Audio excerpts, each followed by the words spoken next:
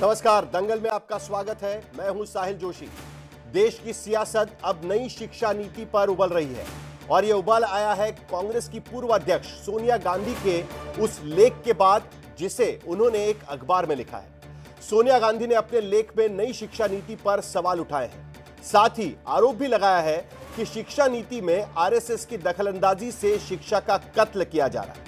इतना ही नहीं, सोनिया गांधी ने अपने लेख में यह भी आरोप लगाया है कि विश्वविद्यालयों में सरकार और आरएसएस से जुड़े लोगों की भर्ती की जा रही है। सोनिया गांधी के लेख के बाद अब बीजेपी की ओर से पलटवार भी किया जा रहा है और सवाल पूछा जा रहा है कि आखिरकार शिक्षा के भारतीयकरण से विपक्ष को इतनी दिक्कत क्यों है।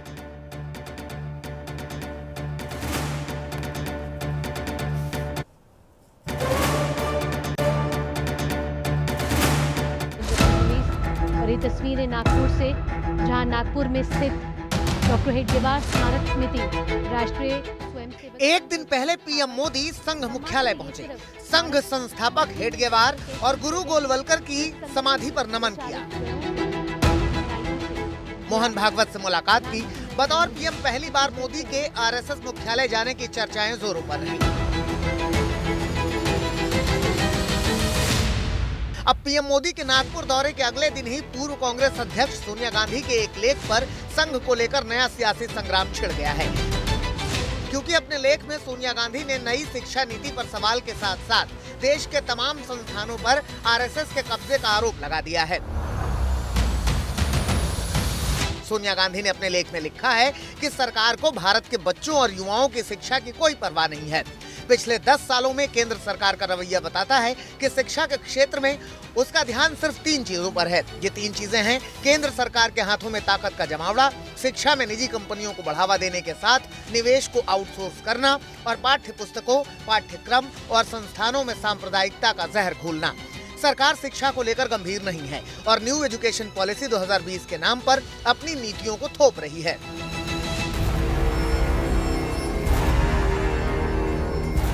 सिर्फ शिक्षा ही नहीं, सोनिया गांधी के इस लेख में राज्य सरकारों के अधिकार छीनने, संघीय ढांचे को नुकसान पहुंचाने, पाठ्यक्रम के जरिए इतिहास मिटाने, सरकार समर्थक प्रोफेसरों की भर्ती जैसे कई गंभीर आरोप लगाए गए हैं।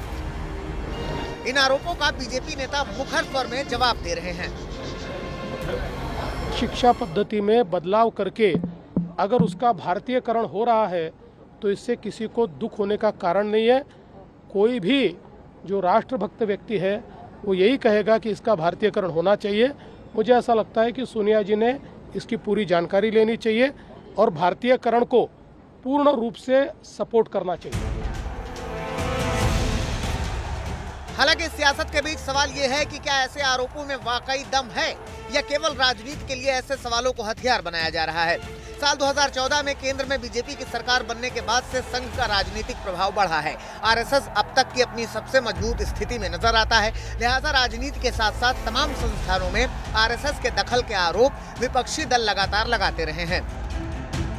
एक संगठन हिंदुस्तान का जो भविष्य है, हिंदुस्तान का जो फ्यूचर है, हिंदुस्तान का एजुकेशन सिस्टम है, उसको खत्म करने में लगा है। उस इंस्टीट्यूशन, उस संगठन का नाम आरएसएस है। दरअसल नई शिक्षा नीति के पीछे सरकार की दलील पुराने एजुकेशन सिस्टम में बदलाव की है, ताकि नई सोच, नई ऊर्जा को बढ़ावा मिल सके। हालांकि नई शिक्षा नीति के तहत 3 भाषा फॉर्मूले ने लंबे समय से चली आ रही बहस को फिर से हवा दे दी है। तमिलनाडु ने इस फॉर्मूले को लागू करने से साफ इनकार कर दिया है। उधर संघ की ओर से ये कई बार साफ किया जा चुका है कि राजनीति में दखल संघ का मकसद नहीं है। साथ ही शिक्षा के भगवाकरण के आरोपों में भी कोई दम नहीं है। सोनिया गांधी जी राष्ट्रीय स्वयंसेवक पर टिप्पणी करने से पहले जरा अपना गिरेबान झांकिए। ये इटली का चश्मा उतारेंगे तो आपको ध्यान में आएगा कि नेशन फर्स्ट की सोच को लेकर राष्ट्रीय स्वयंसेवक संघ पिछले 100 वर्षों से राष्ट्रीय चेतना, राष्ट्रीय चरित्र निर्माण, राष्ट्र देवो भव, राष्ट्रीय कार्य जीवन में प्रथम है।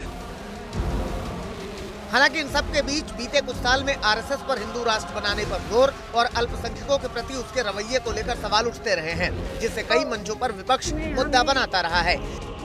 ताजा विवाद नई शिक्षा नीति को लेकर है, जिस पर दक्षिण के राज्य तमिलनाडु से जबरदस्त विरोध की आवाज उठ रही है। सोनिया गांधी का ताजा लेख संघ के बहाने सरकार पर हमला भी है और विपक्षी दलों से साझा अपील भी। जाहिर है इस लेख के बाद शिक्षा में आरएसएस के प्रभाव के आरोपों पर लड़ाई और बढ़ेगी। आज तक ब्यूरो। तो प्रधानमंत्री मोदी प्रधानमंत्री बनने के बाद पहली बार स्मृति मंदिर रेशिम बाग में यानी आरएसएस के एडमिनिस्ट्रेटिव मुख्यालय वहां पर गए, वहां पर स्मृति मंदिर पर उन्होंने मत्था टेका और उसके बाद तमाम चर्चाएं हो रही थी। उसी बीच सोनिया गांधी का ये लेख और जिस पर ये सीधे आरोप लगाया गया है कि एजुकेशन पॉलिसी में आरएसएस की दखलंदाजी, भगवाकरण की कोशिश, यह आरोप यहां पर लग रहा है और इसी को लेकर हमारी चर्चा रहेगी कि आखिरकार प्रधानमंत्री मोदी की विजिट और उसके साथ साथ सोनिया गांधी का एक नया आरोप। इस चर्चा में शामिल होंगे हमारे साथ प्रेम शुक्ला, भारतीय जनता पार्टी के प्रवक्ता, इस चर्चा में शामिल होंगे महिमा सिंह, कांग्रेस की तरफ से अपनी भूमिका रखेंगी, राजीव तुली, आरएसएस के जानकार, इस चर्चा में शामिल होंगे, विजय त्रिवेदी जिनकी किताब आरएसएस पर काफी चर्चित है, वरिष्ठ पत्रकार, वो भी इस चर्चा में शामिल होंगे, विनोद अग्निहोत्री, वरिष्ठ पत्रकार, वो भी इस चर्चा में शामिल होंगे। शुरुआत करने के पहले, चर्चा शुरू करने के पहले सोनिया गांधी के स्पेसिफिक आरोप क्या है वो जरा एक बार हम आपको दिखा देते हैं और उसके बाद कांग्रेस के प्रवक्ता से इस चर्चा की शुरुआत करेंगे। सोनिया गांधी के लेख के जरिए उन्होंने यह आरोप रखा है कि राज्य सरकारों के अधिकार छीनने की कोशिश की जा रही है। दरअसल एजुकेशन कंकरेंट लिस्ट में आता है, यानी राज्य और केंद्र की सूची में एजुकेशन यानी शिक्षा का प्रावधान है, लेकिन उसके बावजूद केंद्रीकरण किया जा रहा है, इस तरीके का आरोप लगाया जा रहा है। संघीय ढांचे को नुकसान पहुंचाया जा रहा है एनईपी 2020 के तहत, यानी नेशनल एजुकेशन पॉलिसी 2020 के तहत। तीसरा आरोप यह लगाया गया है कि पाठ्यक्रम के जरिए इतिहास मिटाने की कोशिश की जा रही है और सरकार समर्थक अध्यापक, प्रोफेसर्स, इनकी भर्ती भी इसमें की जा रही है, यह भी आरोप इसमें लगाया गया है। टाइमिंग बड़ा दिलचस्प है महिमा सिंह जी, वहां पर प्रधानमंत्री आरएसएस मुख्यालय जाते हैं, स्मृति मंदिर जाते हैं, रेशिम बाग जाते हैं और उसके बाद सोनिया गांधी का लेख छपता है और कहा जाता है कि एजुकेशन पॉलिसी में कहीं ना कहीं आरएसएस की दखलंदाजी है और भगवाकरण की कोशिश की जा रही है। क्या स्पेसिफिक आपकी तरफ से आरोप लगाए जा रहे हैं और बीजेपी से जवाब भी लेंगे इसको लेकर? महिमा सिंह जी। जय हिंद। मैंने आपकी रिपोर्ट भी सुनी और अभी आपने जो प्रश्न पूछे वो मुझे लगता है अगर इस लेख को कोई ध्यान से पढ़ ले तो इन सारे सवालों के उत्तर इस लेख में मिल जाते हैं। देखिए 3 C's यानी कि centralisation, commercialisation, communalisation of education, यानी कि केंद्रीयकरण, सांप्रदायिकता बढ़ाना और उसके अंदर व्यवसायिकरण की जो बात है उसको हमारी पार्टी की सबसे जो बड़ी नेता हैं, हमारे सबसे लंबे समय तक अध्यक्ष रहीं और बहुत ही दृष्टा नेता हैं सोनिया गांधी जी, वो उठा रही हैं और बड़े तथ्यों के साथ इस बात को उन्होंने प्रश्न उठाया है, केंद्रीय सरकार उसका उत्तर दे। लेकिन इस पूरे लेख के जो गर्भ के अंदर बात है साहिल जी, वो ये है कि राइट टू एजुकेशन जिसे यूपीए सरकार लाई थी, ये जग जाहिर है, सभी जानते हैं कि प्रधानमंत्री मोदी तो सदैव ही उसकी खिलाफत करते रहे, जब वो गुजरात के मुख्यमंत्री थे तब भी, और अब जब वो प्रधानमंत्री बन गए हैं तब भी हमने देखा कि न्यू एजुकेशन पॉलिसी जो आई है उसके अंदर ना तो सिर्फ राइट टू एजुकेशन का कोई जिक्र जो है बहुत कम जगह पर मिलता है, बल्कि उसके साथ साथ हम ये भी देख रहे हैं कि संविधान की अनदेखी जो अलग अलग मायनों में ये सरकार करती रहती है, वो न्यू एजुकेशन पॉलिसी लाकर भी ये सरकार संविधान की अनदेखी करने का काम कर रही है। क्योंकि संविधान के हिसाब से जो एजुकेशन का सब्जेक्ट है वो कॉन्करेंट लिस्ट में आता है। साहिल जी, आप ये बात मानते हैं, दर्शक भी जानते हैं। तो जब कॉन्करेंट लिस्ट में आता है, न्यू एजुकेशन पॉलिसी 2020 में जब लाई गई, उससे पहले इसको लेकर के जो चर्चाएं होनी चाहिए थी तब से लेकर और अब तक भी जो राज्यों के साथ चर्चाएं होनी चाहिए ना तो वो चर्चाएं हो रही हैं। एक बड़ा अहम प्रश्न जो सोनिया जी इस लेख के द्वारा उठा रही हैं वो ये है कि 2014 से लेकर आज तक 89,441 स्कूल या तो बंद कर दिए गए हैं या उनका कंसोलिडेशन कर दिया गया है। 89,441 इतने स्कूल जो हैं उनको बंद करने का काम या कंसोलिडेट करने का काम इस सरकार ने किया। और उसी के साथ साथ हम क्या देखते हैं कि 42,944 नए प्राइवेट स्कूल खुल गए हैं। जो शिक्षा के जो सरकारी स्कूलों के अंदर या प्राइवेट स्कूलों में जो राइट टू एजुकेशन के तहत अधिकार थे उनको संकुचित करती जा रही है ये सरकार। और उसी के साथ साथ एक बड़ा अहम प्रश्न जो उठता है वो ये भी है कि जो central advisory board of education है ना साहिल जी, उसकी न तो राज्यीय स्तर पर न राष्ट्रीय स्तर पर हम देख रहे हैं 2019 के बाद से उसकी कोई बैठकें नहीं हुई हैं। तो इस लेख के द्वारा सोनिया गांधी जी सीधे सीधे प्रश्न उठा रही हैं इस सरकार की मंशाओं पर, और प्रश्न बड़े सीधे हैं।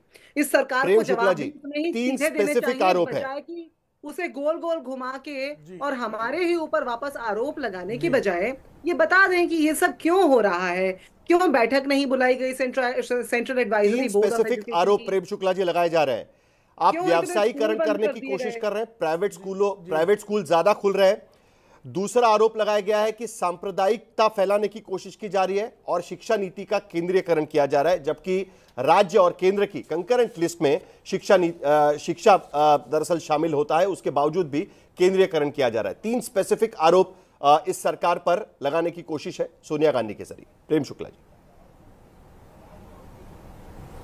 देखिए किस तरह से दिग्भ्रमित करने का प्रयास कांग्रेस और उसका विदेशी नेतृत्व करता रहा, ये लोग जानते हैं भली भांति से।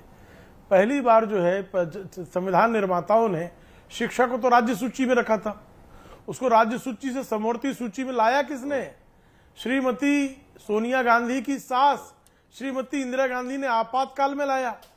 तो क्या उनका केंद्रीकरण करने का प्रयास था? श्रीमती सोनिया गांधी की अपनी सास श्रीमती इंदिरा गांधी को तानाशाह कह रही हैं और तानाशाह को स्वीकार रही है, वो तो स्वीकारें कि कांग्रेस ने किस तरह से जो है इस देश की शिक्षा व्यवस्था को राज्य सूची से उठाकर समवर्ती सूची में लाने का कुकर्म किया। अपनी सास को कुकर्मी खुलकर कहे ना, छिप छिप कर क्यों कह रही है, खुलकर कहें।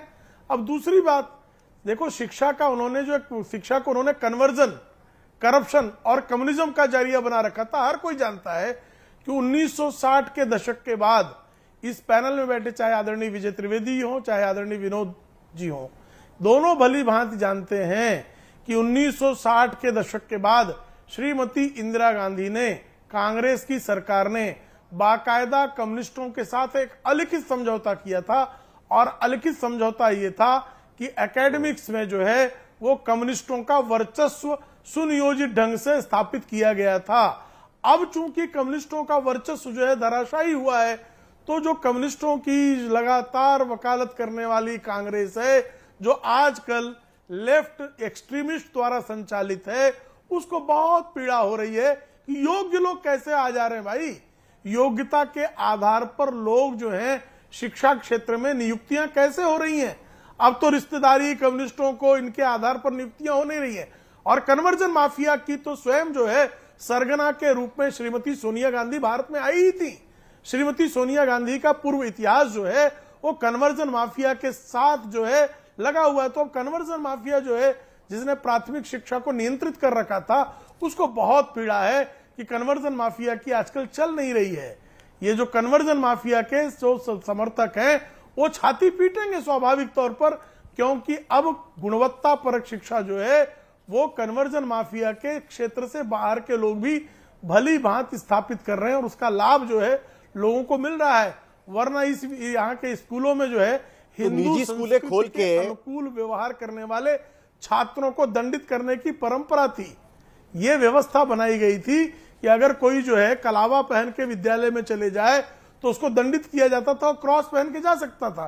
तो ऐसा जो कन्वर्जन माफिया इस देश में चल रहा था, इस चीज का क्या जवाब होगा? तीसरी बात, इस चीज का क्या जवाब होगा? मेरी बात क्या एक सवाल यह है कि इस चीज का क्या जवाब होगा कि हाल ही में हमने देखा कि पार्लियामेंट्री कमेटी ने कहा कि आप राइट टू एजुकेशन के तहत जो फंड्स देने चाहिए राज्यों को, वो ठीक से आवंटित नहीं कर रहे हैं, क्योंकि पीएम श्री वो लागू नहीं कर रहे हैं और वो सही नहीं है। दोनों का कोई लेना देना है नहीं। राइट टू एजुकेशन के तहत गरीबों के बच्चे प्राइवेट स्कूल्स में जा सकते हैं, बड़े स्कूल्स में जा सकते हैं, उसको क्यों रोका जा रहा है? तो आप एक तरफ कह रहे हैं कि भाई कन्वर्जन माफिया और बाकी सारी बातें कह रहे हैं, लेकिन क्या इसके जरिए उसको रोका जा सकता है?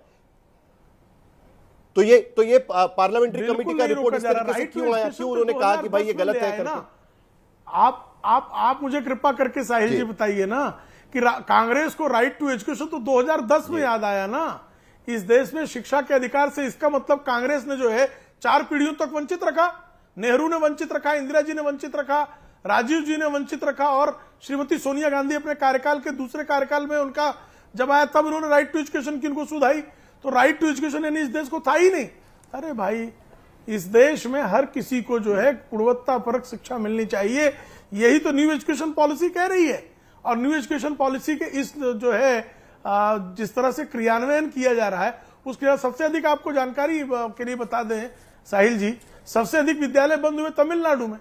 तमिलनाडु में तो भारतीय जनता पार्टी की सरकार है नहीं।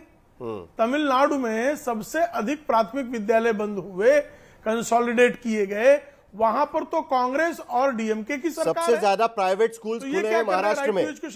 ये भी आपको याद होगा प्रेम शुक्ला जी। सबसे अधिक बंद हो रही, मैंने बात कर, मैं महिमा जी से जवाब लूंगा। नहीं चलिए, महिमा जी से मैं इसका जवाब लूंगा।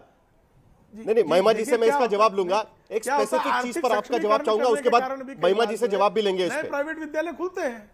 मैं एक बार उत्तर दे दूं प्राइवेट विद्यालयों में किसको शिक्षा दी जाती है भी सबको पता है। महिमा जी आप जल्दी से जवाब दे दीजिए, उसके बाद कुछ स्पेसिफिक सवाल भी पूछने हैं। महिमा जी जी बिल्कुल। देखिए, मैंने पहले ही कहा था कि हमारे सवाल बड़े सीधे हैं, लेकिन भाजपा की मंशा बड़ी टेढ़ी है। और उसी तरह से भाजपा के प्रवक्ता ने अभी जो जवाब दिए, चाहे वो विदेशी नेतृत्व से लेकर के और आखिर में जो इन्होंने 4 पीढ़ियों को वंचित रखने वाली बात बोली, मैं इन सारे बिंदुओं का जवाब इनको दे देना चाहती हूँ। ये वो लोग हैं जो ऋषि सुनक को, तुलसी गबार्ड को तो स्वदेशी बताएंगे, लेकिन अपने देश की एक बहू को ये विदेशी बताएंगे। ये वो लोग हैं जो ये जब ये बोल रहे हैं ना कि राज्य सूची से समवर्ती सूची में लाने का काम इंदिरा गांधी जी ने किया, लेकिन नहीं है, इटालियन है तो अच्छा है। हस्तक्षेप ना करें, अनुशासन सीख कर आया करें। भारतवंशियों के प्रति कितनी नफरत सिखाया गया होगा जिन स्कूलों का आज भारतवंशियों के प्रति कितनी नफरत है। ये इटली के गुलामों को, अनुशासन सीखा हो तो बात इटली के गुलामों के मन में कितनी जो है भारतवंशियों के प्रति नफरत है, तो जरा बात सुनना सीखें सबसे पहले। दूसरी बात ये, साहिल जी उन्होंने कहा कैसी आपकी नफरती मृत्यु सामने आ रही है। आप इन्हें चुप करा लीजिए, तब मैं बोलूंगी। साहिल प्रेम शुक्ला जी सुन लेते हैं, आपकी बात भी सुन लेती हूं। सुनने का धैर्य भी रखा। महिमा जी बोलिए। ये राज्य सुन ही रहा हूं, इनके नफरत को झेल रहा हूं मैं, तो बोलने दीजिए, उसके बाद मैं बोलूंगी। साहिल, जब आप कहेंगे कि मेरा अवसर है तब मैं बोल लूंगी। हमें अनुशासन बखूबी आता है। टॉपिक थोड़ा सीरियस है, महिमा जी को खत्म करने दीजिए अपनी बात। बाकी लोग भी हमारा इंतजार कर रहे हैं। ये बात नहीं, मैं 2 बिंदु जरूर जोड़ दूं इसमें, जोड़ दूं कि राज्यीय सूची की आप ये बात कर रहे हैं कांग्रेस संवर्ती के अंदर, तो राज्यीय सूची के ऊपर ही तो बात आज हम कर रहे हैं कि राज्यों की अनदेखी क्यों कर रहे हैं। इस देश के अंदर संघीय ढांचे का जो संघार किया जा रहा है वो भाजपा के द्वारा किया जा रहा है। और आखिरी बात कि ये बोल रहे हैं 4 पीढ़ियां वंचित रही शिक्षा से, तो इनके अपने नेता इस देश के प्रधानमंत्री नरेंद्र मोदी और ये खुद और इनकी पार्टी के बाकी तमाम लोग कौन से स्कूलों में पढ़ रहे थे उस समय, अगर वंचित रखा गया तो भारतीय जनता पार्टी को मालूम नहीं है उसके पैर कहां पड़े हुए हैं। वो बात आसमानों की करते हैं। ये नरेंद्र मोदी थे जब गुजरात के मुख्यमंत्री थे, जिन्होंने सबसे पहले शिक्षा के अधिकार का विरोध किया, और यहां पर भाजपा के प्रवक्ता भी वही कर रहे हैं। एक सवाल प्रेम शुक्ला जी से पूछने के पहले आपसे महिमा जी मुझे पूछना है। इस बात की चर्चा देश में कई सालों से रही है कि जो मैकॉले ने लाया हुआ एजुकेशन सिस्टम है इस देश में, वो अंग्रेजों के लिए क्लर्क्स बनाने के लिए लाया गया था। ये चर्चा कई सालों से चल रही है। बीजेपी का यह कहना है, देवेंद्र फडणवीस की रिएक्शन हमने अभी थोड़ी देर पहले दिखाई, उनका यह कहना है कि वो सिस्टम अगर बदलने की कोशिश होती है तो उसमें गलत क्या है। अगर इस देश में, इस देश की तरह अगर शिक्षा मिले, इस तरीके की पॉलिसी लाई जाती है तो उसमें गलत क्या है, सवाल यहां पर उठाया जा रहा है। आप इस सवाल का जवाब समझने के लिए ये देखिए कि न्यू एजुकेशन पॉलिसी में जो संशोधन किए गए वो किस प्रकार के संशोधन हैं, और क्या जो मैकॉले जो पॉलिसीज लाए थे, क्या उसके अंदर पिछले इतने दशकों में कोई परिवर्तन ही नहीं हुआ। क्या 1947 में जो शिक्षा की पद्धति थी, क्या 2014 में भी वही पद्धति थी। साहिल जी, ये बात तो मुझे लगता है सब दर्शकों के विवेक से और आपके और हमारे पैनल पर बैठे सभी लोगों के विवेक से इसका उत्तर मिल जाता है। न्यू एजुकेशन पॉलिसी पहले से जो इस देश के अंदर परिवर्तन होते रहे, संशोधन होते रहे, उसी के ऊपर और संशोधन इन्होंने किए। लेकिन बस हमारी शिकायत ये है और हमारा कहना ये है कि जो संघीय ढांचे का ये विरोध करते हैं और उसका खंडन कर रहे हैं, राज्यों के साथ बातचीत करके चले, उन्हें ब्लैकमेल ना करें, उन्हें बुली ना करें। ये सरकार चलाने के सोनिया गांधी ने, प्रेम शुक्ला जी, अपने लेख में और स्पेसिफिकली लिखा हुआ है कि जो एनसीईआरटी की किताबें हैं जो इस पॉलिसी के तहत लाई गई है, उसमें हिस्ट्री को यानी इतिहास को तोड़ने मरोड़ने की कोशिश की गई है। महात्मा गांधी को की हत्या, उसके साथ साथ मुगल इंडिया के जो करिकुलम में हिस्सा था वो ये और उसके साथ साथ प्रियम्बल भी हटा दिया गया इतिहास के पन्नों से। ये आरोप स्पेसिफिक लगाया गया। महात्मा गांधी की हत्या हुई थी, किसने हत्या की थी, नथुराम गोडसे कौन था, ये तो पूरा देश जानता है। क्यों हटाने की कोशिश की गई? सवाल तो यही उठाया जा रहा है, इतिहास को मिटाने की क्या जरूरत? प्रवक्ता महोदया जो है, कांग्रेस की प्रवक्ता महोदया ब्लैकमेल शब्द का प्रयोग करती है, तो श्रीमती सोनिया गांधी ब्लैकमेलर के रूप में ही कुख्यात है। तो ब्लैकमेलरों से तो ब्लैकमेलर के अलावा और क्या भाषा का प्रयोग होगा? ऐसी भाषा का प्रयोग कि ब्लैकमेल कर रही है केंद्र। ये ब्लैकमेलर इसी तरह की बातें करते हैं जिन्होंने श्रीमती इंदिरा गांधी को ब्लैकमेल किया। ये लिखा हुआ है उनके परिवार के इतिहास जानने वालों ने। ब्लैकमेलर आप बीच में आप काहे चिचिया रही हैं बाबू? आप काहे चिचिया रही हैं? अभी तो आपको बड़ा बुरा लग रहा था, मैं बीच में बोल रहा था तो बड़ा आप छटपटा रहे हैं। एक मिनट महिमा जी, जरा भी उनकी बात भी सुन लेते हैं। मैंने आपको रोका, इनसे हम शब्दों का आराम से। अब चिचियाने से कोई लाभ नहीं होगा, चिचियाने से कोई लाभ नहीं होगा। ब्लैकमेल शब्द का प्रयोग आपने जिस तरह से किया, ब्लैकमेलिंग, बुलिंग, ये सब आप ही के काम थे। केंद्र की में आप ही ने हरकतें की। और मैंने जो प्रश्न पूछा समवर्ती सूची में कौन ले आया, उसका कोई संतोषजनक उत्तर नहीं है। तो उनके प्रवक्ताओं से चिचियाएंगे, अब इनको आप रोकेंगे भी नहीं साहिल जी, क्योंकि कांग्रेस के लोग बदतमीज होते हैं, आप भी मानते हैं। नहीं महिमा जी ठीक नहीं है, वो बात कर रहे थे, उनको मैंने रोका था बीच में। आप अभी बीच में बात करिए, उनको बात अपनी खत्म करने दीजिए, बाकी लोग भी इंतजार कर रहे हैं। प्रेम शुक्ला जी बोलिए, प्रेम शुक्ला जी बोलिए, महिमा जी प्रेम शुक्ला जी बोलिए, प्रेम शुक्ला जी। चरित्र पर कांग्रेस बात करती है, जो दुष्चरित्र होने के कारण ही कुख्यात है। ये किस तरह की बातें लगातार चिचियाएंगी, ये दुष्चरित्र और चीखिए, सियापा कीजिए, सिर धुनिए, संभव बोलने की हिम्मत कर रहे हैं। ऐसे किसी की बात समझ में नहीं आएगी महिमा जी, इस तरीके से बीच में मत बोलिए। जरा उनकी बात खत्म होने दीजिए, जरा एक मिनट महिमा जी को शांत करिए, जरा उनकी बात खत्म होने दीजिए। प्रेम शुक्ला जी आपकी बात खत्म करिए। खबर भी हमारे पास आ रही है, कल ही प्रधानमंत्री जाकर आए नागपुर, और उसके बाद एक खबर भी हमारे पास आ रही है। बात करने तो दे महिमा जी, एक मिनट। प्रेम शुक्ला जी जल्दी से, प्रेम शुक्ला जी बोलिए। चीखना चिल्लाना बंद तो करें। भाषा का प्रयोग हुआ है, ये चीखना चिल्लाना बंद होगा ही नहीं भाई। ये कांग्रेस वाले जन्मजात बदतमीज होते हैं, बदतमीजी इनके संस्कार में। एक दूसरे के नेता के बारे में इसी तरीके की भाषा का प्रयोग होता है। चलिए, इस बीच एक खबर हमारे पास आ रही है। चलिए प्रयोग उन्होंने चलिए इतिहास को लेकर जरा दोनों को शांत करिए। एक मिनट। एक खबर हमारे पास आ रही है, इतिहास को लेकर कई बार चर्चा होती रहती है। इस बीच भैया जी जोशी, राष्ट्रीय स्वयंसेवक संघ के नेता, उनका एक बयान इस वक्त हमारे पास आया हुआ है। आरएसएस के नेता भैया जी जोशी कह रहे हैं कि जिसकी आस्था है वो औरंगजेब की कब्र पर जा सकता है, लेकिन उसके साथ साथ उन्होंने ये भी कहा है कि छत्रपति शिवाजी महाराज ने खुद ही अफजल खान की खबर भी बनाई थी, और उसके साथ साथ जहां पर वो मरे हैं औरंगजेब, वहीं पर उनकी कब्र भी होगी, और ये भारतीय संस्कृति का प्रतीक है, ये भी वो कह रहे हैं। भैया जी जोशी ने क्या कहा वो सुनते हैं पहले। ये औरंगजेब का अनावश्यक विषय उठाया गया है। एक है, अब उसकी मृत्यु यहाँ हुई तो कब्र यहाँ बनी हुई है, कुछ श्रद्धा है, वो जाएंगे। हमने तो छत्रपति शिवाजी महाराज का जो आदर्श है, उन्होंने अफजल खान की भी वहां पर कब्र बनवाई थी, तो वो तो है भारत की ये उदारता की सर्वसमावेशिता का प्रतीक है। वो कब्र रहे, जिसको जाना है वो जाए। विजय त्रिवेदी हमारे साथ में। विजय जी, आप कैसे देखते हैं भैया जी जोशी के इस बयान को? कल प्रधानमंत्री वहां पर स्मृति मंदिर में थे, रेशम बाग में, उसके बाद सोनिया गांधी खुला अत्याचार। जी बिल्कुल, आपको बोलने का मौका। मुझे रोकिएगा मत। नहीं, अरे गलत है। लोगों के बीच चिल्लाऊंगा, मुझे रोकिएगा मत। नहीं, फिर मैं लोगों के बीच चिल्लाऊंगा। नहीं, चलिए एक मेरे बीच चिल्लाया गया और मेरी बात नहीं रखने दी गई। विजय त्रिवेदी को बोलने दीजिए, उसके बाद आपके पास ही आएंगे। नहीं, आपको नहीं, बिल्कुल दादागिरी नहीं। विजय त्रिवेदी जी जल्दी से आपकी प्रतिक्रिया दीजिए, उसके बाद कुकर्मियों को चिल्लवाइए ना, कांग्रेस के चिल्लाने का कुकर्म कीजिए साहिल जी। अरे प्रेम शुक्ला जी, प्रेम शुक्ला जी जो कहा गया है, भैया जी जोशी जो कह रहे हैं उसको लेकर भैया जी जोशी जो कह रहे हैं उसको लेकर हम प्रतिक्रिया पूछ रहे हैं। उसके बाद आपके पास भी आएंगे, एक सेकंड जरा प्लीज। विजय त्रिवेदी जी जल्दी से। मेरे बीच में लगातार बोला गया और फिर मेरी बात काट दी गई, मेरी बात नहीं रखने दी गई। ये आज तक का पक्षपातपूर्ण रोका गया। अब वो बीच में बोलेंगी तो आवाज रोक दिया जाएगा। जल्दी से प्रेम शुक्ला, पहले विजय त्रिवेदी बात करेंगे। विजय त्रिवेदी जी, साहिल जी, जो भैयाजी जोशी का बयान है, इसको प्रधानमंत्री जी की संघ कार्यालय में जाने की मुलाकात या यात्रा से नहीं जोड़ सकते। आपको याद हो कि अभी पिछले हफ्ते बेंगलुरु में संघ की प्रतिनिधि सभा की बैठक हुई थी, उसमें सुनील अंबेडकर साहब जो प्रचार प्रमुख है संघ के, उन्होंने सबसे पहले दिन ये बात कही थी कि औरंगजेब का विषय इर्रेलेवेंट है। तो ये संघ की भूमिका पहले से है, इसमें कोई प्रधानमंत्री जी ने वहाँ जाकर कहा है या नहीं कहा है वो मुद्दा नहीं है।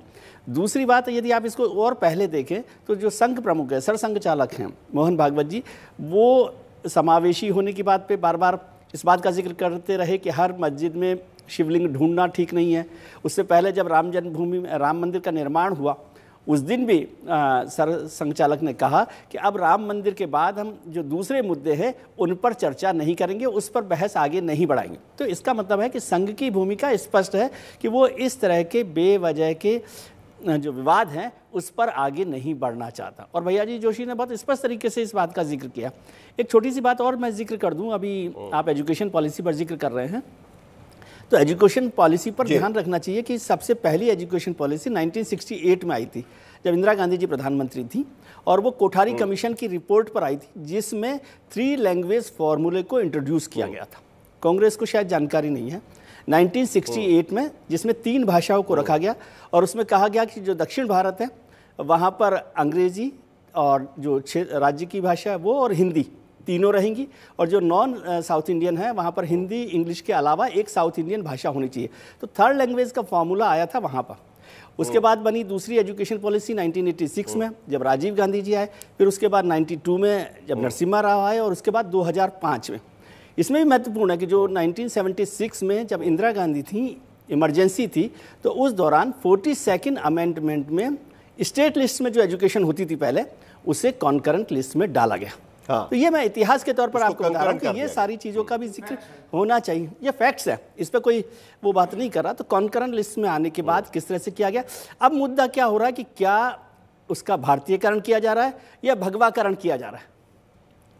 मुद्दा ये हो रहा है ना, कुल मिला के सोनिया जी की जो चिंता है वो ये है कि इतिहास में जो लगातार बदलाव हो रहा है, तो उसको भी इस दृष्टि से देखना चाहिए कि कितना बदलाव भारतीयकरण से हो रहा है या कितना बदलाव कुछ और कारणों से, या भगवाकरण जिसे आप कहते हैं, उस दृष्टि से हो रहा है।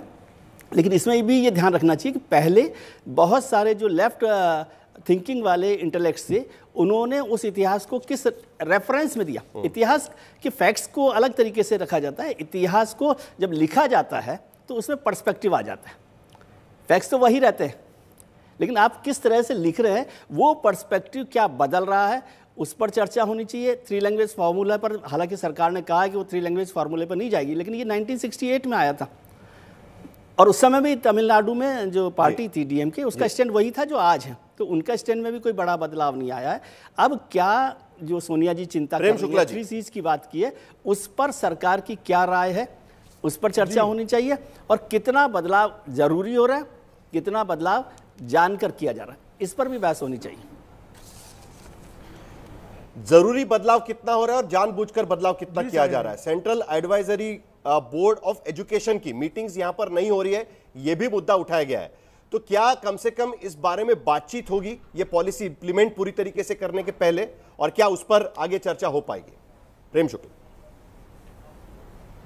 नहीं, उस पर देखिए, नेशनल एजुकेशन पॉलिसी को जब बनाने के समय 2.5 लाख शिक्षाविदों के साथ, विशेषज्ञों के साथ व्यापक चर्चा करने के बाद ही नेशनल एजुकेशन पॉलिसी लाई गई है। और नेशनल एजुकेशन पॉलिसी जो है वो भारतीयकरण की पैरोकार रही है।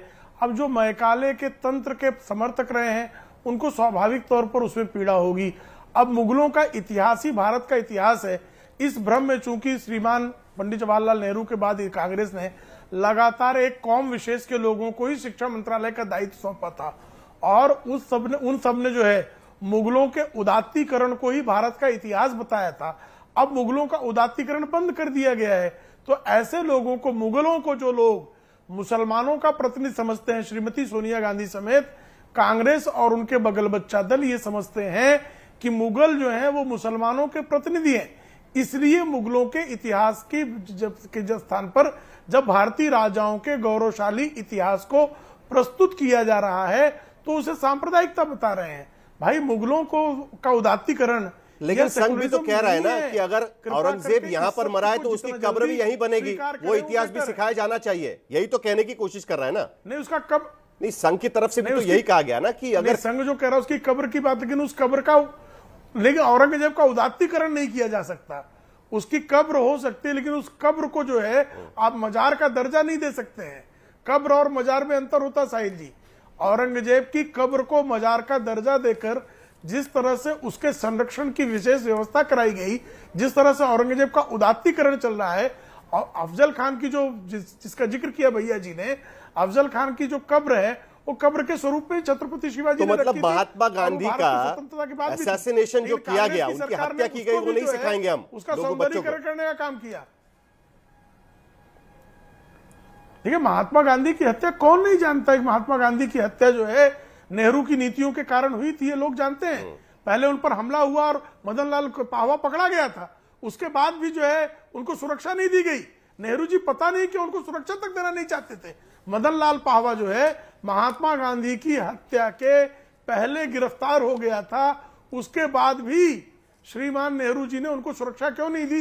ये प्रश्न तो सबके मन में है, सबके मन में ये प्रश्न है कि नेहरू जी ने महात्मा गांधी की हत्या क्यों होने दी। मतलब इतिहास पढ़ाया जाएगा लेकिन उसका पर्सपेक्टिव बदल दिया जाएगा। विनोद अग्निहोत्री, देखिए इतिहास बड़ा ग्रे एरिया है। तथ्यों को अपने ढंग से सब रखते हैं। वामपंथियों का अपना नजरिया है, दक्षिण पंथियों का अपना नजरिया है। अगर आज का इतिहास 200 साल बाद लिखा जाएगा तो आज के तमाम जो कामकाज हैं उनको अलग अलग नजरिए से लोग देखेंगे। अब नोटबंदी पे कोई उसकी तारीफ करेगा, कोई उसके नेगेटिव गिनाएगा। तो इतिहास ऐसा ही होता है। ऐसे ही उस समय भी जो तमाम घटनाएं हुई उनकी अलग अलग व्याख्या अलग अलग तरीके से होती है। अब आप किस नज़र से देखते हैं, गिलास आधा खाली है कि आधा भरा है? कुछ लोग गिलास को आधा खाली देखते हैं, कुछ लोग आधा भरा देखते हैं। तो ये अपने नजरिए का सवाल है। हाँ, लेकिन जो तथ्य है तथ्य होने चाहिए। महात्मा गांधी की हत्या हुई, नाथूराम गोडसे ने की, ये तथ्य है। मुगलों का शासन इस देश में रहा, मुस्लिम रूल इस देश में रहा, ये इतिहास का हिस्सा है। भाई पाकिस्तान में मुगल शासन, मुस्लिम शासन से पहले का इतिहास नहीं पढ़ाया जाता। वो अशोक और चंद्रगुप्त का इतिहास नहीं पढ़ाते। तो क्या हम पाकिस्तान बन जाएंगे क्या?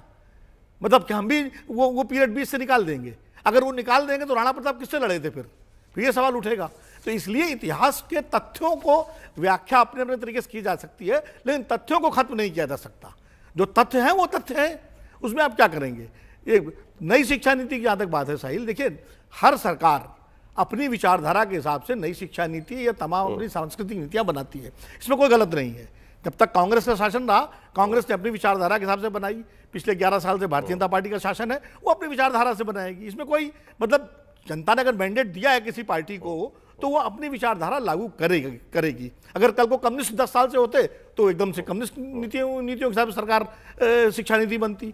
तो ये तो है। लेकिन अब ये सोनिया जी ने जो लेख लिखा, तो सोनिया जी को अपनी बात, या कांग्रेस पार्टी को, महिमा जी बैठी हुई हैं, कांग्रेस पार्टी अपनी बात लेकर जनता के बीच में जाए और जो कमियां उनको लगती हैं इस शिक्षा नीति में उनको उजागर करे। अगर जनता को लगेगा कि वाकई उनकी बात सही है तो जनता उनके साथ आएगी। लेकिन भगवाकरण का आरोप कितना आपको सही लगता है?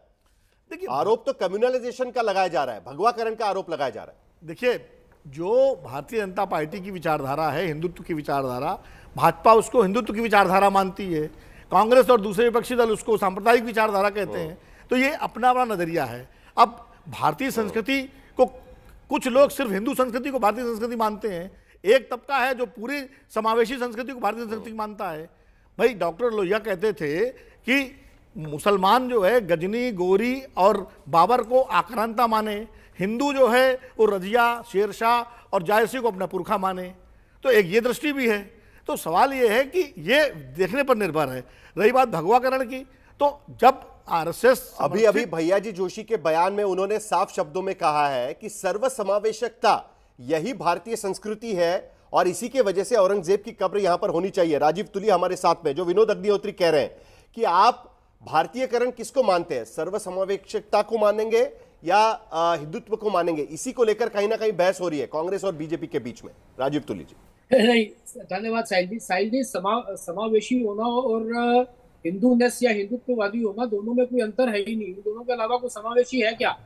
मानिए आप बाकी जितने भी अब्राहमिक रिलीजन्स हैं जिसमें कम्युनिज्म भी आता है, वो सर्वसमावेशी है क्या? नहीं है सर्वसमावेशी।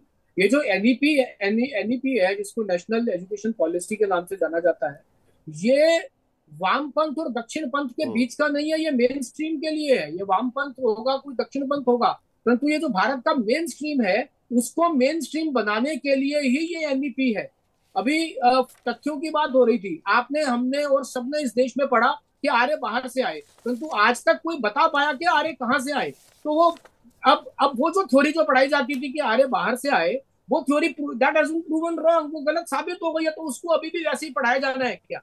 तो ये सब जो डीकोलोनाइजेशन है या इंडियनाइजेशन है या जो भारतीयकरण है शिक्षा का, ये होना आवश्यक है। अभी महिमा सिंह जी कह रही थी कि भाई कंसल्टेशंस नहीं हुए। 33 प्रकार के पंचायत लेवल से लेकर के राष्ट्रीय स्तर तक के 33 स्टेप्स में कंसल्टेशंस हुए हैं। अभी बात हो रही थी कि पैसा कम क्यों? जो 40th फाइनेंस कमीशन था उसकी रिकमेंडेशन के हिसाब से एक मुश्त पैसा जो पहले सरकारें देने में दिक्कत करती थी वो पहले ही दे दिया। अब जो 3 लैंग्वेज फॉर्मूला है उसकी बात आई गई कि 3 लैंग्वेज फॉर्मूला जो है वो अब आप ये मान लीजिए, चलिए तमिलनाडु का ही उदाहरण लेते हैं। तमिलनाडु का छात्र जो आज पढ़ने वाला तमिलनाडु का जो तमिल व्यक्ति है, वो आपको क्या लगता है कि वो देश के किसी भी हिस्से में जाकर केवल अंग्रेजी पे सर्वाइव कर सकता है क्या? तो एक उसमें जो अदर स्टेट की लैंग्वेज है और एक लिंक लैंग्वेज की बात है, तो वो कोई भी हो सकती है ना। आप अंग्रेजी तो पढ़ा लोगे जो हजारों किलोमीटर दूर से है, परंतु आप दक्षिण और उत्तर का अंतर बांटने के लिए ऐसे ही उत्तर के विद्यालयों में, उत्तर भारत के विद्यालयों में दक्षिण भारत की एक भाषा क्यों नहीं पढ़ाई जानी चाहिए? बिल्कुल पढ़ाई जानी चाहिए, ताकि एक जो ये जो उत्तर और दक्षिण का जो डिवाइड है जिसको बार बार बढ़ाने की आवश्यकता है। तीसरी जो एनईपी में एक और बहुत बढ़िया बात है, देखिए आपने और हमने जब पढ़ाई की तो 3 साल का कोर्स था, मतलब वो 10+2+3+ आगे चलता था। अब आप एनईपी के किसी भी उसमें जाएंगे, पढ़ेंगे, 4 वर्ष के कोर्स में आपने एडमिशन लिया, आपका मन हुआ पहला साल छोड़ करके मेरे परिवार में समस्या में छोड़ करके बाहर आता हूँ, आप सर्टिफिकेट लेकर के बाहर आ जाइए, दोबारा ज्वाइन कर लीजिए। जब आपकी समस्या, आपका परिवार ठीक हो जाए, साल के बाद 2 साल के बाद उसी कोर्स में दोबारा ज्वाइन कीजिए, 1 साल फिर पढ़ लीजिए, आप डिप्लोमा लेके आ जाइए, तीसरे साल फिर एक। लेकिन राजू, तो ये टेक्निकल चीजों को लेकर तो दिक्कत है नहीं। 10+2+3 करें या आप 4 साल का ग्रेजुएशन का कोर्स करें, उसको लेकर दिक्कत नहीं है। उसमें जो पढ़ाया जा रहा है उसको लेकर समस्या खड़ी की जा रही है। आरोप कांग्रेस की तरफ से यह लगाया जा रहा है कि जो आरएसएस से एफिलिएटेड प्रोफेसर्स है उनको भरने की कोशिश की जा रही है और उसके लिए नॉर्म्स कम कर दिए जा रहे हैं ताकि आसानी से उनकी भर्ती हो सके। यह आरोप स्पेसिफिकली कांग्रेस की तरफ से लगाया जा रहा है। राजीव तुलसी साहिल जी, दिल्ली विश्वविद्यालय में अभी लगभग 5,000 जो एडहॉक टीचर थे, जो एडहॉक वैकेंसीज थी वो भरी गई हैं। 90% से ऊपर जो प्रोफेसर, असिस्टेंट प्रोफेसर पिछले कई वर्षों से पढ़ा रहे थे, 90% उन्हीं को परमानेंट किया गया है। तो कहां से घुसा रहे हैं?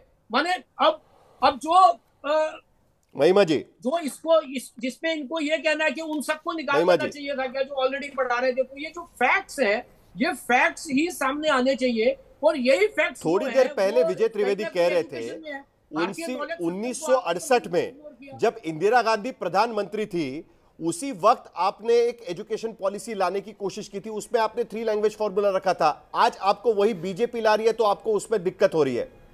कहीं ना कहीं आपके विचार से विपरीत अगर कोई पॉलिसी लाता है तो आपको दिक्कत होती है। यह सीधा सीधा आरोप कांग्रेस पर यहां पर लगता है। महिमा जी देखिए, सबसे पहली बात तो साहिल जी, अभी थोड़ी देर पहले भाजपा के प्रवक्ता ने जब ये बोला ना, कि सबसे पहले तो मैं उनको सद्बुद्धि के लिए उनकी कहना चाहती हूँ, सर्वे भवन्तु सुखिनः सर्वे सन्तु निरामयाः। इसमें उनको भी सद्बुद्धि दे ईश्वर। जिस प्रकार के कुवचनों का उन्होंने प्रयोग किया, मैं क्षमा देती हूँ उनको उनके मांगे बिना, और मैं कहती हूँ कि इनको ईश्वर सद्बुद्धि प्रदान करे। दूसरा, इन्होंने कहा एक ही धर्म के शिक्षा मंत्री इस देश में रहे। अब मैं आपको शिक्षा मंत्रियों के नाम बता देना चाहती हूँ साहिल। सद्बुद्धि ईश्वर इन्हें जरूर देंगे, मैं ऐसा विश्वास रखते हुए आगे चलती हूँ कि MM पल्लम राजू, कपिल सिब्बल, अर्जुन सिंह, PV नरसिम्हा राव, माधव राव सिंधिया, जिनके सुपुत्र आज इन्हीं की पार्टी के अंदर नेता हैं, या फिर सिद्धार्थ शंकर रे, प्रताप चंद्र, B शंकरानंद, शंकर राव चौहान, ये कौन से धर्म के लोग हैं? इन्होंने कहा एक ही धर्म के लोग शिक्षा मंत्री रहे कांग्रेस के राज में। ये सारे कौन से धर्म के लोग हैं जिन्होंने मुगलों का जो है बढ़ावा दिया इस देश के अंदर शिक्षा में? तो भाजपा के प्रवक्ता को अपनी ज्ञान में, शिक्षा में इजाफा करके आने की आवश्यकता है। हमने राइट टू एजुकेशन उस दौर से दिया जिस दौर में विरोध कर रहे थे। अब दूसरी बात ये है कि मैंने शुरू में कई सवाल उठाए थे, जिसमें central advisory board of education वाला भी था। आपने भी उसको दोहराया, फिर भी उसका उत्तर नहीं मिला कि आज तक उसकी बैठक क्यों नहीं हुई। अरे भाई, कितने भी लोगों से संवाद किया गया हो, अभी आरएसएस के जानकार भी बता रहे थे, भाजपा के प्रवक्ता भी बता चुके हैं, लेकिन जब तक जिन समितियों का आप गठन कर रहे हैं, जिन काउंसिल्स का, बोर्ड्स का गठन कर रहे हैं, उनकी मीटिंग्स ही नहीं होंगी, तो ऐसे संवाद, अगर आप कह रहे हैं इतने लाख लोगों से संवाद किया गया, वो संवाद कहीं नजर तो आना चाहिए। ऐसे काउंसिल्स की, बोर्ड्स की मीटिंग्स तो होनी चाहिए। अब एक दूसरा बड़ा अहम सवाल उठा देती हूं मैं आपके शो पर साहिल जी, उसका उत्तर भी मिल जाए तो बता दीजिएगा। एक तरफ यूनिवर्सिटी ग्रांट्स कमीशन होता था, जिससे विश्वविद्यालयों को ग्रांट्स मिला करती थी, वहीं दूसरी तरफ आप आज देखिए कि एनईपी के तहत हायर एजुकेशन फाइनेंसिंग एजेंसी को सेटअप कर दिया गया है, और ये कहा गया है यूनिवर्सिटीज को, विश्वविद्यालयों को मार्केट रेट से पैसे उठाने के लिए कहा गया है। मार्केट रेट के ऊपर वो वहां से उसी ब्याज दर पर वहां से लोन लें और तब अपनी यूनिवर्सिटियों को चलाएं। यूजीसी को खत्म करके हेफा को लाने। प्रेम शुक्ला जी, आप जवाब दे दीजिएगा। बहुत सारे सवाल हैं, 3 सवाल एक बार फिर उठते हैं कि चर्चा नहीं होती है। अगर कंकरेंट लिस्ट में है तो जिस central advisory board of education में स्टेट के एजुकेशन मिनिस्टर्स भी होते हैं, केंद्रीय शिक्षा मंत्री भी होते हैं, उनकी मीटिंग्स क्यों नहीं हो रही है? और उसके साथ साथ प्राइवेटाइजेशन होने की कोशिश की जा रही है, यूनिवर्सिटी ग्रांट्स कमीशन की तरफ से स्टेट यूनिवर्सिटीज को पैसे नहीं दिए जा रहे हैं, उसके बदले में आप मार्केट रेट पर आप फाइनेंस उठाइए, इस तरीके की बात की जा रही है। यह भी एक आरोप इस पर लगाया जा रहा है। प्रेम शुक्ला जी, देखिए, पहले श्रीमती महिमा सिंह ने कहा कि मैं गलत जानकारी दे रहा हूं, तो मौलाना अब्दुल कलाम आजाद देश के पहले शिक्षा मंत्री थे, उनके बाद हुमायूं कबीर बने, उनके बाद मोहम्मद छागला बने, उनके बाद फखरुद्दीन अली अहमद बने।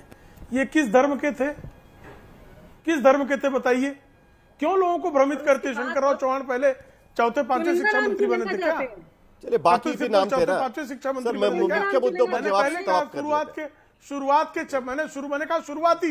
मैंने शुरुआती शिक्षा मंत्री नाम लिया। सुना करिए, कानों को भी जरा चलाइए। ईश्वर ने एक मुंह दो कान। आखिरी मिनट बचा है, कांग्रेसी जो है मुद्दे पर आ जाएंगे, मेन मुद्दे पर आ जाएंगे। प्रेम शुक्ला जी, एक कान से सुनते हैं और 4 मुंह से बोलते हैं। ये विशेष है कि देखिए, शिक्षा का प्राइवेटाइजेशन करने का काम 1992 में कांग्रेस ने किया, और देखिए फिर चिल्लाने लगी है, फिर चिच्ची आती है। कांग्रेस के लोग अभद्रता करते हैं, ये बहस करने नहीं आते, ये बदतमीजी करने आते हैं, और बदतमीजी के अलावा कुछ नहीं कर सकते, क्योंकि इनको एक स्वस्थ बहस में इनको पता है कांग्रेस के पास कोई उत्तर नहीं है। कांग्रेस सिर्फ बदतमीजी करने के अलावा स्वस्थ बहस करते हैं। आखिर में जवाब प्रेम शुक्ला जी दे दीजिएगा। जरा महिमा जी का आवाज कम करिएगा। प्रेम शुक्ला जी, जल्दी से जवाब दीजिए। स्वस्थ देखिए ना, चिचिया रही है लगातार, देखिए चिचिया रही। देखिए, कांग्रेस ने क्या किया, इस देश के शिक्षा का निजीकरण करने का काम 1990 के दशक में किया, जिसके परिणाम कालांतर में अलग अलग तरह से पड़े। इस देश में जो है शिक्षा माफिया किसने खड़ा किया? शिक्षा माफिया किसने खड़ा किया? कांग्रेसी सबसे अधिक शिक्षा माफिया क्यों निकले? आज भी जो है इस देश के अधिकांश जो है शिक्षा संस्थानों को संचालित करने का काम, निजी शिक्षा संस्थानों को संचालित करने का काम पूर्ववर्ती कांग्रेस ही कर रहे हैं। क्यों कर रहे हैं? समय खत्म हो रहा है। प्रेम शुक्ला जी, था कि कांग्रेस ने करप्शन को लगातार जो है शिक्षा में लाने का काम किया, भ्रष्टाचार के आधार पर। आखिर में सर एक लाइन में जवाब चाहेंगे, क्या इसको लेकर बातचीत होगी? जो मांग की जा रही है, राज्यों से भी बातचीत की जाएगी? प्रेम शुक्ला जी, आखिर में एक लाइन में जवाब, मेरा समय पूरा खत्म हो चुका है, एक लाइन में जवाब, क्या राज्यों से भी बातचीत की जाएगी? क्योंकि उसको लेकर अगर सवाल उठ रहे हैं तो क्या राज्यों से भी बातचीत की जाएगी? भारतीय जनता पार्टी की नीति ही सर्वसमावेशी नीति है, सर्वसमावेशी नीति है। राज्यों को पहले से ही इसमें शामिल किया गया है, शिक्षाविदों को शामिल किया गया है, लेकिन अब चूंकि मिशनरी इसी मुद्दे को लेकर दरअसल सवाल है, क्या नेशनल एजुकेशन पॉलिसी सर्वसमावेशी नीति के तहत ही बनाई जाएगी और उसी को लेकर इंप्लीमेंट की जाएगी? एक आखिर में एक लाइन में, नीति आयोग का अभी एक रिपोर्ट आया था, उसके तहत 80% हायर एजुकेशन स्टूडेंट्स जो है वो स्टेट यूनिवर्सिटी में पढ़ते हैं, और वहां पर 40% अध्यापकों की अभी भी कमी यहां पर नजर आ रही है। क्या एनईपी के तहत वो अध्यापकों की भर्ती की जाएगी, वहां पर पैसा दिया जाएगा? यह भी इसमें एक अहम सवाल इस मुद्दे पर है। सोनिया गांधी ने जो खत लिखा, जो लेख लिखा, उसको लेकर एक बार फिर नेशनल एजुकेशन पॉलिसी की डिबेट यहां पर छिड़ गई थी, और उसी के मुद्दे हमने दंगल के जरिए रखने की कोशिश की। फिलहाल